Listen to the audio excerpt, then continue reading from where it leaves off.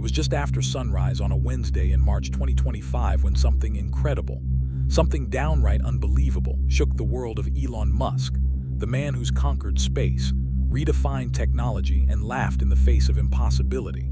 The house was silent, too silent, as golden sunlight sliced through the kitchen windows, painting the air with beams so perfect they seemed to hold secrets of their own. Dust floated like tiny stars, suspended in a stillness that felt alive, almost sacred.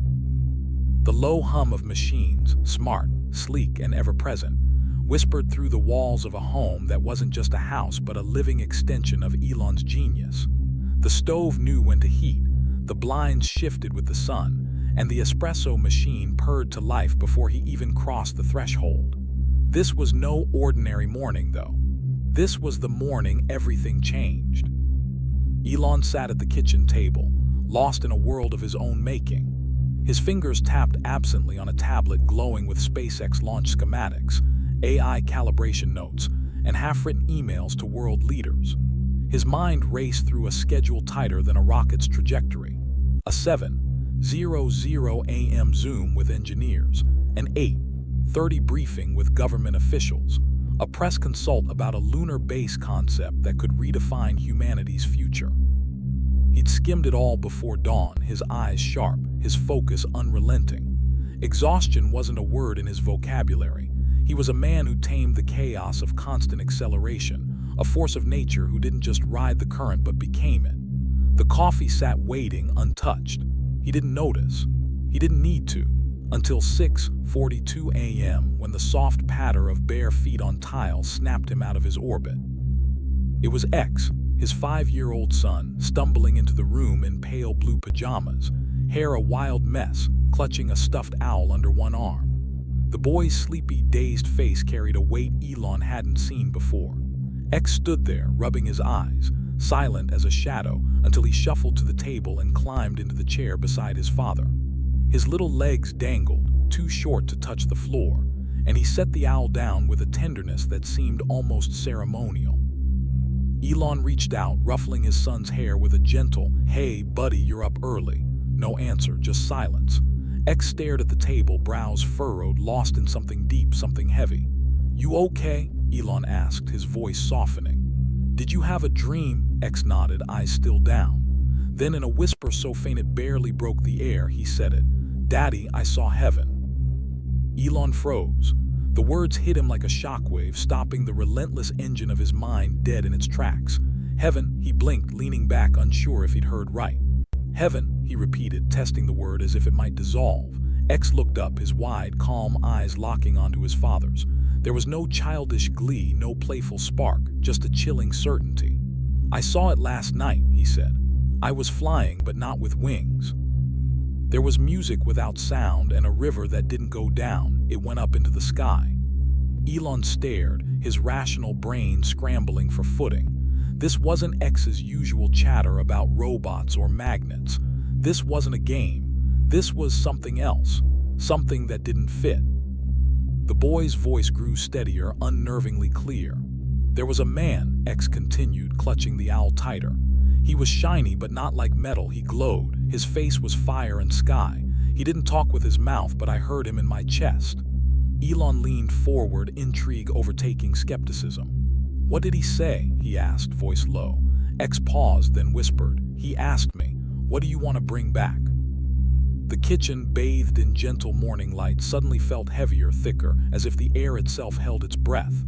Elon's hand hovered over his coffee, forgot. "What did you tell him?" he managed to ask. X frowned, admitting, "I said I didn't know." Then he added, he smiled like he already knew that. "And then he showed me a place full of colors that don't exist here. I felt really warm." Elon's mind raced. This was too detailed, too coherent for a dream. His son wasn't spinning a tale, he was recounting something with the weight of memory. The billionaire tried to smile, brushing it off. "Sounds like a pretty wild dream, huh?" But X shook his head, insistent. "It wasn't a dream, it was real. I wasn't sleeping in the dream, I was awake there, but not here." The seriousness in his voice, the ancient calm in his tiny frame, sent a shiver down Elon's spine. This wasn't imagination. This wasn't invention. This was a crack in everything he'd ever known, a crack that was about to split wide open. Later that morning, after Elon left for work, X stayed behind with his nanny. He didn't ask for his usual toys, no robots, no rockets. Instead, he reached for crayons and paper, his small hands moving with purpose. He drew clouds that looked like buildings, people made of light, a tree with no leaves but golden roots stretching upward into the sky. The nanny, curious, asked what he was sketching. X answered softly, "Home, but not here." That night, Elon came home late, the morning's oddity buried under the weight of his day. But as he passed X's room, the door ajar, he stopped. The boy was asleep, blankets tangled around him, the owl nestled close. On the floor lay 3 drawings. Elon picked one up, a curved horizon with golden streaks, childlike yet strangely symmetrical, like a blueprint from another world. Above it, in shaky crayon letters, "I didn't bring anything back yet." Elon's fingers tightened on the paper. He folded it carefully and carried it to his study, closing the door behind him. Under the soft glow of a desk lamp, he unfolded it again, staring at the lines, clumsy, innocent, yet intentional. Around him, project tabs hovered on his screen. Mars soil simulations, AI ethics drafts, emergency relay designs. But they faded to static as he traced the drawing's strange roots, its gentle cloud buildings, its tiny figure beneath a golden arc. This wasn't wonder as he knew it, not the thrill of discovery that had built his empire. This was something older, something deeper, something that felt like it was watching him back. Elon Musk wasn't a man who lingered. His life was a relentless forward march, rockets piercing the sky, algorithms rewriting reality, dreams bending the universe to his will. But that night, in the dim light of his study, he couldn't move. The drawing lay on his desk, a child's scribble that somehow held him captive. Hours passed as he stared, the world outside fading into a hum of nothingness. The golden roots rising to the sky, the buildings floating in clouds, the words, "I didn't bring anything back yet," scrawled in X's uneven hand. They weren't just art. They were a question, a challenge, a mirror he couldn't look away from. For the first time in years, Elon felt small. The next morning, he did something unthinkable. He canceled X's tutoring. He stayed home, hovering in the kitchen, hands restless, unsure of their purpose. X wandered in, dragging a blanket, chewing its corner lazily. "Hey, buddy," Elon said, crouching to his son's level. "Can I ask you more about your dream?" X nodded, blinking slowly, and Elon led him to the couch. They sat side by side, the silence stretching until Elon spoke again. "Do you remember anything else? What the place looked like? How you got there?" X was quiet, then whispered, "I closed my eyes, but not the ones on my face." Elon frowned. "What do you mean?" X touched his chest. "These eyes," he said. "Here." Then he looked up with a calm that didn't belong to a child. "I think I was somewhere before I came here." Elon's breath caught. "You mean before you were born?" X nodded. "There was music, but it didn't sound like anything. It felt like love was hugging me." The words hit Elon like a punch, a shiver racing through him. This wasn't storytelling, this was remembering, raw and real. That night, he dug into a locked case in his closet, pulling out a letter his mother had written when he turned 18. He hadn't read it in decades. Sitting at his desk, he unfolded the faded paper, her words bleeding through time. "Elon, you've always been brilliant. You'll change the world, I'm sure. But don't forget the child who stared at the stars and wondered if someone was staring back. That child was closer to the truth than the man you'll become one day. I hope you'll remember what you knew before you were smart." X's voice echoed in his head.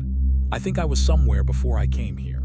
The letter trembled in his hands as he folded it away, a collision of past and present he couldn't escape. In the days that followed, X stopped drawing robots and cars. His crayons traced circles within circles, figures with wings but no faces, glowing rivers, gates without walls. He hummed tunes no one knew, melodies that drifted through the house like ghosts. He asked questions that pierced Elon's armor. Why do people forget the real place? Do trees miss heaven when they grow here? Will the man of light come back for me? Elon began recording their talks, not to dissect, but to hold on to something sacred, something he wasn't qualified to understand. One evening, tucking X into bed, Elon asked softly, Do you think heaven is where people go after they die? X shook his head. It's where they go when they stop being scared. Elon's chest tightened. What happens if someone doesn't stop being scared? X's deep, two-old eyes met his. They get stuck here. That night, Elon stood alone on the balcony, staring at the stars he'd spent billions chasing. Mars had always been his horizon, his proof that humanity could outrun its limits. Now he wondered if he'd missed something closer, something above, within, ancient. 2 weeks had passed since X's first confession, and Elon hadn't breathed a word of it to anyone. Not his staff, not his mother, not Grimes, who'd left voicemails he couldn't answer. The truth was too big, too fragile, too true. He started clearing his calendar, a move that rattled his board and baffled his engineers. He wasn't dodging work, he was dodging noise. The news, his inbox, his own thoughts, they drowned out the silence X had carved into his life, a silence that wasn't empty but alive. He asked X to draw again, not as a curious father but as a man seeking answers from something greater. Each morning, X delivered. Spirals within spirals, light without source, a tree with golden roots reaching for a floating door. Elon didn't understand them, but he felt their weight, their gaze.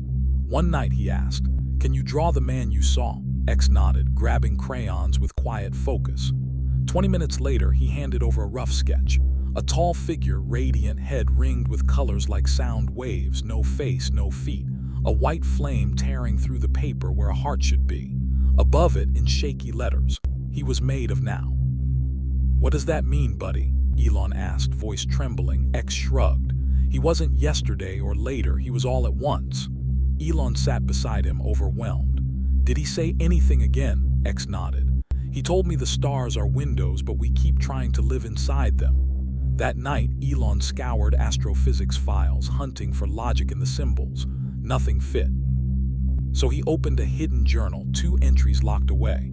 One, a letter from 10-year-old Elon to God, pleading for life not to hurt. The other, a bitter note at 23. "I waited, you never showed." He stared at them, then whispered into the dark, "What if you're showing up now and you're using my son?" The silence didn't answer, but it felt less hollow than before. The next morning, X wasn't at the table. Elon found him in the garden, cross-legged on the grass, owl beside him, staring at nothing. He watched from the window, then stepped outside. "You okay?" he asked. X nodded, then said, "The man told me something in a dream last night." Elon crouched beside him, heart pounding. "What did he say?" X looked up, eyes bright but solemn. "He said, your father is afraid of forgetting." Elon froze. He hadn't told anyone, not a soul, about the fear that gnawed at him. The dread of losing the boy he'd been, the pain he'd buried under ambition, the questions he'd silenced with success. Yet here was his 5-year-old son, pulling it into the light with one quiet sentence. He looked away, voice breaking. "Do you think that man is still watching us?" X answered without pause, "Yes, but not like looking, more like feeling us." That night, Elon did something he hadn't since college. He prayed, not aloud, not formally, but a whisper in the dark. "If you're there, don't let him forget. Don't let me forget either." The next day, X drew something new. Earth, cracked like glass, floating between 2 hands, one of fire, one of shadow, balancing, not fighting. Above it, a golden figure with Elon's face, but eyes that weren't his, hollow sockets filled with stars. "What's this?" Elon asked, voice shaking. X said simply, "You were watching us, but not like a person. You were learning how to love." Elon had no response. He wasn't a man of signs, his world was numbers, logic systems. But since X's first words about heaven, he'd been unraveling, a slow, silent fracture no one outside his home could see. His team still got directives, his projects marched on, he still reviewed Mars specs over coffee, but something had shifted, an orbit disrupted. The drawing haunted him, his face but not his eyes, learning how to love. That night at 2:13 a.m., he woke with no reason, the house eerily still. Barefoot, he wandered to X's room, opening the door softly. The boy slept, owl in hand, drawings plastered across the wall, spirals, golden cities, rivers defying gravity, beings of light and shadow, a bridge without end. It looked like a shrine, a child's chapel glowing in the dark. The next day, Elon called Elena Shaw, a retired neuroscientist and pediatric psychologist he'd known from Neuralink's early days. She'd studied children with spiritual near-death experiences, research he'd once mocked. Now he needed her. She arrived in a gray coat, sharp-eyed and serene, carrying a leather notebook. After reviewing X's drawings, she asked, "He's 5. "Yes," Elon said. "No one here talks about heaven, no religious books." "No." She flipped through the sketches, then met his gaze. "I've studied this for 20 years, dozens of kids across continents. Some nearly drowned, some coded on operating tables, some just dreamed. Their visuals differ, but the emotions are the same. Silence that's alive, light that isn't hot, language without words, a presence that asks, 'What will you carry back?'" Elon exhaled. "He said something like that." Elena nodded. "They all do," he hesitated. "Do you believe in it?" She smiled faintly. "I believe they believe, and I believe it changes them." She asked to speak to X alone. Elon agreed, reluctant. They sat in the garden for an hour, Elena listening, X speaking softly. When they returned, her eyes shone brighter, her voice lower. "What did he say?" Elon pressed. She looked at him. "He said the man of light told him to tell you. He's still my son, even if he never believes." Elon sank into a chair, speechless. Elena left without explanation, saying she'd stay nearby if needed. That night he sat in his study, X's latest drawing before him. A glass hallway stretching into a glowing sky, children with starry eyes on one side, faceless adults looking back on the other, X walking forward alone. Elon fell asleep there, and before dawn he dreamed. Not a normal dream, but a city of gold, pulsing with music he couldn't hear, buildings of memory, people of stories. His mother appeared, young and warm, smiling as she vanished into light. He tried to follow, but a shimmering figure stopped him, speaking without sound. "You've carried the future long enough. Now carry the eternal." He woke trembling, the words burning in his chest. At breakfast, X stared at the hallway drawing. "I had a dream last night," Elon said quietly. X looked up, smiling faintly. "I think I saw what you saw." Elon's throat tightened. "You did," X nodded, eating cereal. "I asked him to let you. He said you needed to see before the forgetting got too big." Elon sat beside him. "I don't know what to do with it," X shrugged. "You don't have to do, just remember." That day, Elon made a call to a friend at SpaceX's philanthropy arm, requesting a meeting with a hospice network for terminally ill kids. No cameras, no attention, just presence. Something was shifting and he couldn't stop it. The rain fell gently on the roof of a hospice tucked between two hills in Santa Fe, a place so unassuming it seemed to vanish into the pine trees and clouds that cradled it. No signs marked the winding gravel path. No corporate logos gleamed from the simple wooden entrance, just a row of wind chimes whispering secrets when the world stayed silent. It was here, on a gray afternoon in late March 2025, that Elon Musk stepped out of an unmarked black SUV. Alone. No driver, no assistant, no entourage. Under his arm, he carried a weatherproof envelope, its edges worn from restless hands. He'd called ahead, voice low, asking not to be announced. The staff knew him, of course they did, but they honored his request. The most famous man alive didn't come with fanfare this time. He came for something else. Inside, the walls glowed soft blue, the air thick with lavender and warm tea. A volunteer, an older woman in a knitted vest, met him with no handshake, just a knowing look. "You're here for the quiet ones, aren't you?" she said. Elon nodded and she led him to a small room at the back. There, beneath a quilt, lay Jeremiah, a 7-year-old boy with a breathing tube beside his cheek, eyes closed, his body curled into itself. Diagnosed at 4, he wouldn't see 8. No machines beeped here, just the soft rhythm of rain and the faint rise and fall of a child's final breaths. Elon stood for a long time, then knelt beside the bed. "I brought something for you," he whispered. From the envelope, he pulled one of X's drawings, the golden hallway with children walking forward, stars in their eyes. On the back, in his own hand, he'd written, "I don't know what heaven looks like, but my son says it feels like love that hugs you without touching. Maybe this will help you remember it when you get there. M." He left the drawing on the nightstand and walked out, rain soaking his shoulders as he returned to the SUV. Back home that night, X was curled under a blanket on the couch, half asleep. Elon sat beside him, silent until the boy stirred. "Did you go?" X asked, voice thick with drowsiness. "Yes," Elon said. "To the place with the boy? Yes." "Did you give him the picture?" "I did," X yawned, eyes fluttering. "He'll like it. That picture's closest to what I saw." Elon's chest ached. "Thank you for showing me," he said softly. X mumbled, drifting off. "I didn't show you. I just asked him to." The words lingered, heavy and alive, as the boy slipped into sleep. In the days that followed, Elon changed quietly, irreversibly. No grand speeches, no viral posts, just private moves that rippled outward. He funded chapels in refugee camps, solar-powered shelters near children's hospitals, a foundation with no name that offered end-of-life care to forgotten families. The application was simple. Someone had to have been overlooked, left behind. He didn't call it charity anymore. He called it returning. One morning, X woke early, bright-eyed, and walked into the kitchen with a crayon in hand. He drew a single shape on an envelope, a door floating in the sky, and handed it to his father.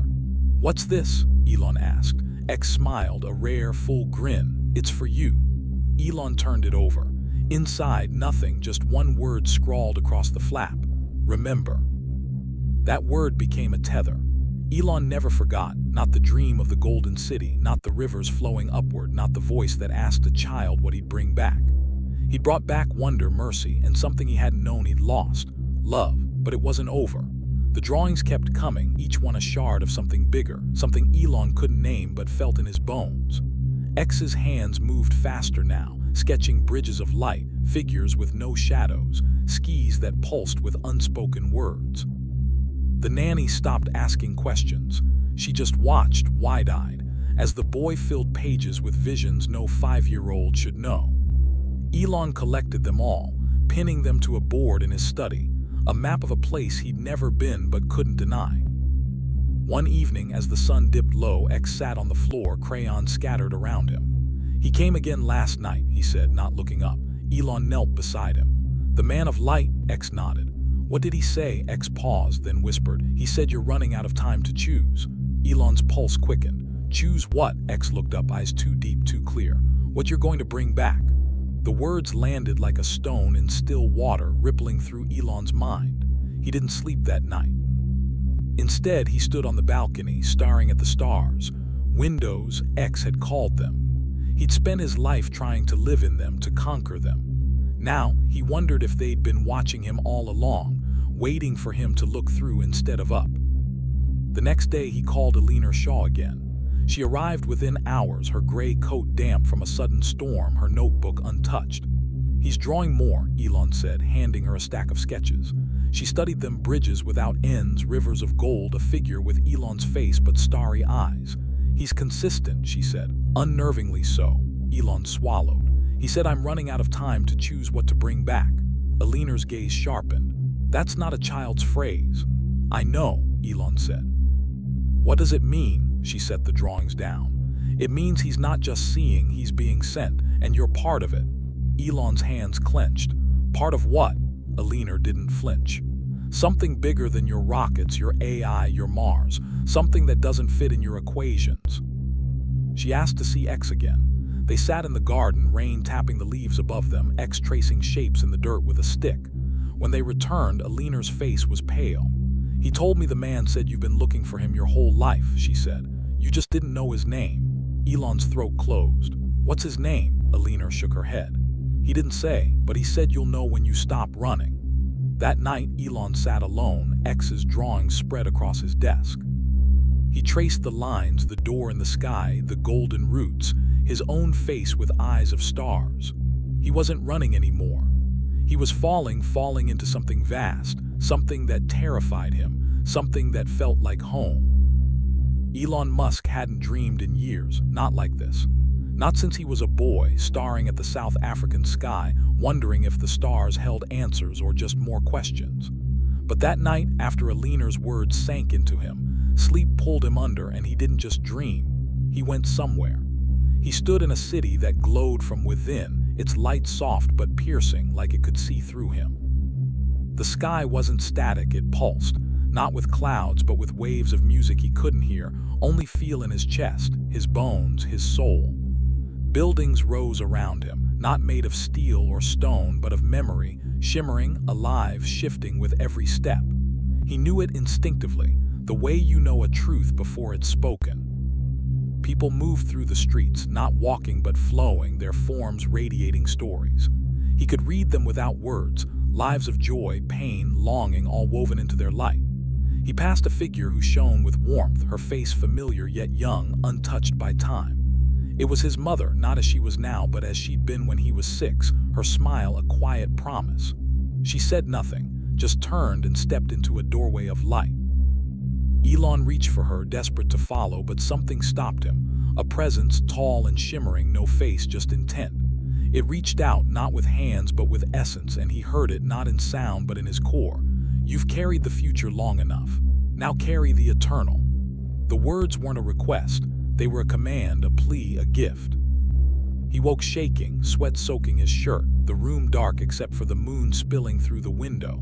His breath came in gasps, the dream clinging to him like damp earth. He stumbled to X's room, needing to see him, to anchor himself. The boy slept, owl clutched tight, drawings glowing faintly on the wall in the moonlight. Elon sank to the floor, staring at them. Bridges, rivers, figures of fire and shadow. They weren't random anymore. They were pieces of the city he'd just left, fragments of a place he couldn't unsee. At breakfast, X sat quietly, staring at the hallway drawing. I had a dream last night, Elon said, voice raw. X looked up, a small, knowing smile breaking through. I think I saw what you saw. Elon's heart stuttered. You did, X nodded, spooning cereal. I asked him to let you. He said you needed to see before the forgetting got too big. Elon sat beside him, hands trembling. I don't know what to do with it. X shrugged, simple and sure. You don't have to do, just remember. The ease of it, the clarity, cut through Elon like a blade. He built empires on action, on doing, rockets, tunnels, neural networks. Now his son was telling him the answer wasn't in motion, but in stillness, in holding onto something he couldn't touch. That day, he made another call, this time to a hospice network, asking for the forgotten places. No cameras, no attention, just presence. The rain was heavier when he arrived at the next hospice, this one in a small town outside Denver. The building was older, its paint peeling, but the air inside was warm, alive with the scent of cedar and faint laughter from a distant room. He carried another drawing, X's bridge of light spanning a sky of gold. This time, it was for a girl named Leela, 9 years old, her body frail from a disease no one could name.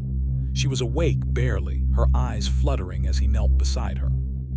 My son drew this, he whispered. He says it's what he saw when he went somewhere special. I thought you might like to see it too.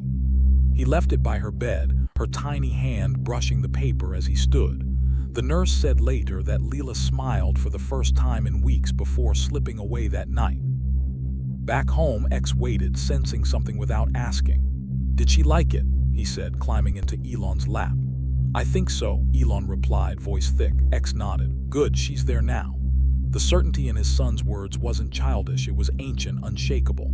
Elon held him tighter, feeling the weight of a truth he couldn't deny. The dreams didn't stop. Night after night they came, golden cities, rivers defying gravity, figures of light asking questions he couldn't answer. Each time he woke with the same command echoing, carry the eternal. He started writing them down, not in code or equations, but in raw, messy words, a journal no one would ever see. One morning, X handed him a new drawing, a circle of light split by a crack with 2 figures standing on either side, one of fire, one of shadow. Above them, a door hung in the sky, open, spilling gold.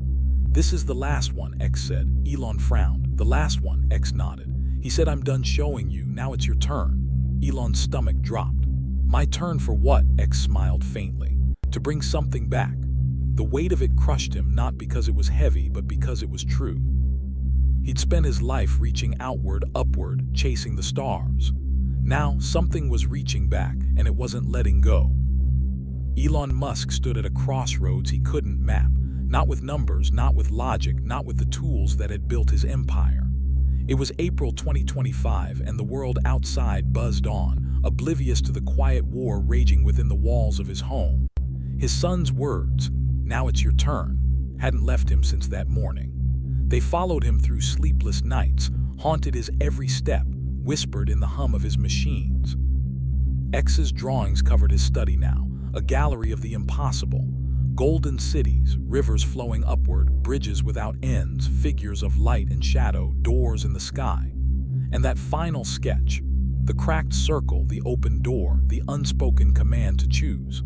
He didn't know what it meant, not fully, but he felt it pulling him apart, piece by piece, until the man he'd been was just a shadow of the one standing there now. He stopped working, not entirely, but enough to unsettle his teams. SpaceX launches proceeded, Tesla hummed along, Neuralink ticked forward, but Elon's presence grew distant, his focus fractured. He wasn't absent, he was elsewhere, circling a question he couldn't solve. What was he supposed to bring back? X watched him, quiet but steady, no longer drawing but observing, as if waiting for his father to catch up. One evening, Elon sat with him on the couch, the boy's small hand resting on his. "Do you still see him?" Elon asked. X shook his head. "Not anymore. He said he's done with me. He's with you now." Elon's chest tightened. "With me?" X nodded. "He's waiting." That night, Elon dreamed again. He was back in the Golden City, but this time it was different, darker, heavier. The sky pulsed with a storm of light, the buildings trembled, and the people of stories were gone. He stood alone, the ground beneath him cracking like glass. The figure of light appeared, taller, brighter, its presence overwhelming. "What will you bring back?" it asked, not in words but in a wave that shook his core. Elon opened his mouth, but no answer came. The figure didn't move, didn't judge, just waited. Then the city shifted and he saw it. Earth, floating below, fragile and split, held between hands of fire and shadow. His face hovered above it, golden with starry eyes. "You've seen," the figure said. "Now choose." He woke with a scream caught in his throat, the room spinning, the question burning. He didn't tell X, not yet. Instead, he drove to the coast, alone, parking at a cliff where the ocean roared below. The stars blazed overhead, windows he'd once dreamed of conquering. Now they stared back, unblinking, demanding. He stayed there until dawn, wrestling with the choice. Bring back what? Knowledge, hope, love, the eternal. He'd built his life on answers, on control, but this was beyond him. Beyond rockets, beyond AI, beyond Mars. It was personal, raw, a piece of himself he'd buried long ago. When he returned home, X was in the garden, tracing shapes in the dirt. "Did you choose?" the boy asked, not looking up. Elon knelt beside him. "I don't know how," X smiled faintly. "You will." Days turned to weeks, and Elon poured himself into returning, not just funding, but presence. He visited hospices, sat with dying children, left X's drawings like offerings. Each time he whispered the same note. "This is what my son saw. Maybe it's what's waiting for you." Nurses reported small miracles, smiles, calm breaths, moments of peace before the end. Elon didn't call them miracles, he called them echoes. One night he found an old letter in his journal, written at 10. "Dear God, make it not hurt to be alive." Beside it, a new entry in his adult hand. "It doesn't hurt anymore. It aches for something I can't name." He closed the book, tears falling for the first time in decades. Then came the final dream. He stood in the Golden City, the figure of light before him, earth cradled in its hands. "What will you bring back?" it asked again. This time Elon answered, voice steady. "Myself." The figure shimmered and the city dissolved into light, pouring into him until he was the light, fire, and sky, now and eternal. He woke calm, the ache gone, replaced by something whole. At breakfast, X handed him an envelope. No drawing, just that word again. "Remember." Elon smiled, truly smiled, for the first time in years. "I will," he said. X nodded, satisfied. In the months that followed, Elon changed the world. Not with rockets or tech, but with quiet acts no one could trace.